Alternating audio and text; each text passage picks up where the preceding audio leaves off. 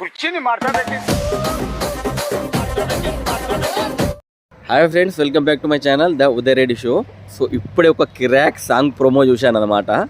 కిరాక్ అంటే కిరాక్. Actually video ఎందుకు ఇస్తున్నంటే, social మీడియాలో ఎవరైనా వైరల్ అయిపోయినా కానీ ఒక హై లెవెల్ పర్సన్స్ కూడా దాన్ని ఇమిటేట్ చేసేంత పవర్ వచ్చేసిందంటే నాకు నిజంగా విచిత్రం అనిపిస్తుంది.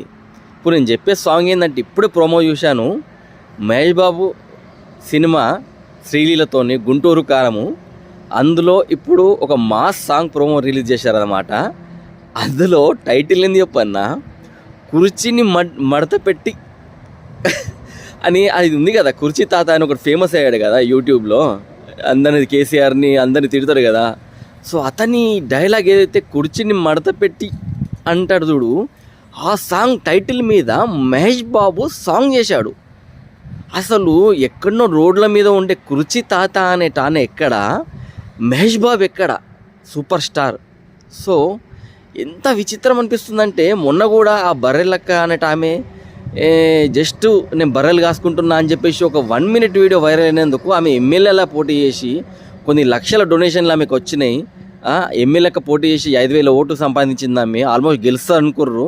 కేసీఆర్ కూడా ఆమెకు ఓటు వేద్దని చెప్పేసి దానికి వచ్చిందంటే, అంటే నేను చెప్పేది ఏంటంటే, ఒక వైరల్ వీడియో ఒక మనిషి యొక్క ఫ్యూచర్ని మార్చేస్తుంది మొత్తము.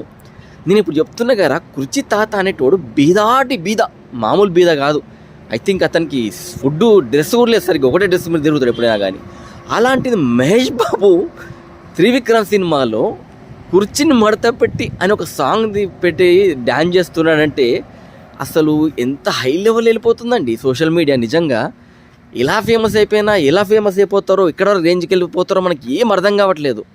1 minute వీడియో, 30 seconds వీడియో ఏది వైరల్ అయిపోయినా కానీ అసలు తగ్గేదేలే టైప్ ఉంది అసలు చెప్పాలంటే. కానీ నేను చెప్తున్నా, ఈ కుర్చీని మడత పెట్టి ఈ సాంగ్ ఎంత హిట్ అవుతుంటే అంత హిట్ అవుతుంది. దీని తర్వాత ఆ పర్సన్ ఎవరైతే ఉన్నాడో కుర్చీ తాత అని పిలుస్తారు అతన్ని, ఎందుకంటే అతను ఆ డైలాగ్ కొట్టాడు అనమాట, కుర్చీని మడత పెట్టి దింగ్ అంటాడు అనమాట. సో అతను కూడా చాలా ఫేమస్ అయిపోతాడు దీని తర్వాత కూడా.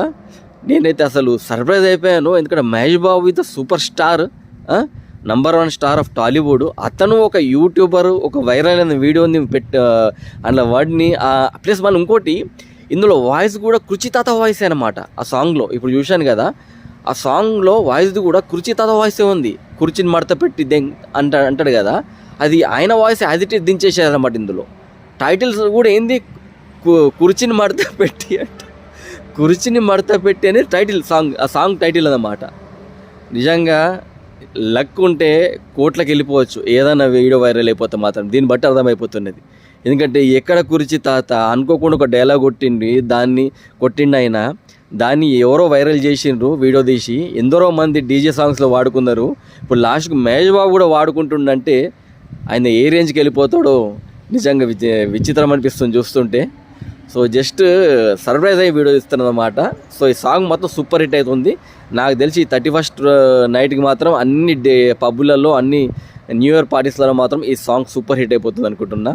సో నాకైతే చాలా సర్ప్రైజ్ అనిపించింది, ఒక మహేష్ బాబు లాంటి యాక్టర్ కుర్చీ తాత సాంగ్ తీసుకోవడం మాత్రం.